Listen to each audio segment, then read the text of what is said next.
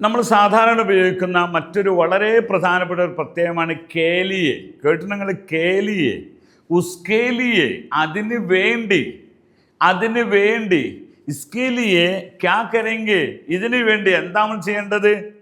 ഖാനെ കെ ലിയെ ഏക് ചീസ് ജറൂർ ഹെ, ചാവൽ ജറൂർ ഹെ, അല്ലേ? ഭക്ഷണം ഉണ്ടാക്കാൻ ആദ്യം അരി വേണ്ടേ? ഖാനെ കെ ലിയെ ഏ ചീസ് ജറൂർ ഹെ, ഭക്ഷണം ഉണ്ടാക്കാൻ ഇത് ആവശ്യമാണ്. അപ്പം അതിന് വേണ്ടി എന്ന അർത്ഥത്തിനാണ് കേലിയെ എന്ന് പറയുന്നത്. കേലിയെ, ഏ ആപ്കെ ലിയെ ബനായാ ഹൂം മേ, ഏ ആപ്കെ ലിയെ, നിങ്ങൾക്ക് വേണ്ടി, ഫോർ യു. ये मैंने आपके लिए तैयार किया है, ये आपके लिए, നിങ്ങൾക്ക് വേണ്ടി ഞാൻ റെഡിയാക്കി വെച്ചതാണ്.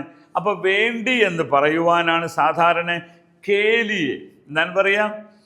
കേലിയെ. അപ്പോൾ മേരേലിയെ, എനിക്ക് വേണ്ടി, ആപ്കേലിയെ എന്നൊക്കെ പറയും. ഓക്കെ, അങ്ങനെ കുറേ സംഗതികളുണ്ട് അതുമായി ബന്ധപ്പെട്ടിട്ടുണ്ട്. കേലിയെ. ഓക്കെ, അപ്പോൾ നമ്മൾ കേലിയയുടെ ഒരു ഉപയോഗം അതിൻ്റെ വ്യത്യസ്തമായ തലങ്ങളിലേക്ക് നിങ്ങൾ കൊണ്ടുപോവുക. ഇനിയും ചില പ്രത്യയങ്ങൾ ജസ്റ്റ് പറഞ്ഞ് നമുക്ക് ഈ ഒരു സീരീസ് ഒന്ന് വൈൻഡപ്പ് ചെയ്യേണ്ടതുണ്ട്. അതിൽ ഇനി പ്രധാനപ്പെട്ട മറ്റൊന്ന് കായാണ്. കാ എന്ന് പറഞ്ഞാൽ എൻ്റെ എന്നാ. കാ, എൻ്റെ, അവൻ്റേത്, ഉസ്കാ, എൻ്റേത്, അവൻ്റേത്, ഉസ്കാ, എൻ്റേത് അവന് മേരാണ്, ആ കായിൽ വരൂല അത്. അപ്പം അതിൽ അദ്ദേഹത്തിൻ്റെത്, അവൻ്റേത്, ഉൻക അദ്ദേഹത്തിൻ്റെത്, ഉസ്ക അവൻ്റേത് എന്ന് പറയാം. ഓക്കെ, അയാളുടെ വീട് എവിടെയാണ്? ഉസ്ക ഘർ കഹാ ഹെ, ഉസ്ക ഘർ കഹാ ഹെ.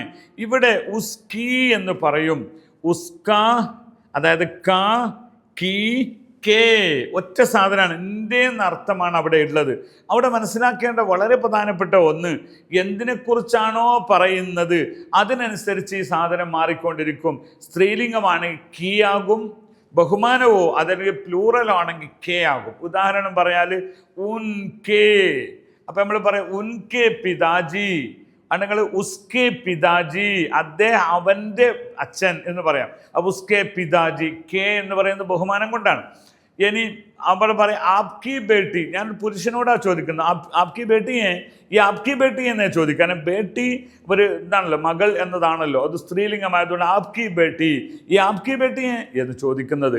അതേപോലെ തന്നെ അപ്പം ക എന്നത് പുല്ലിംഗമാണ്, കി എന്നത് സ്ത്രീലിംഗമാണ്, കെ എന്നത് ബഹുവചനമോ ബഹുമാനമോ ഉള്ളതാണ്.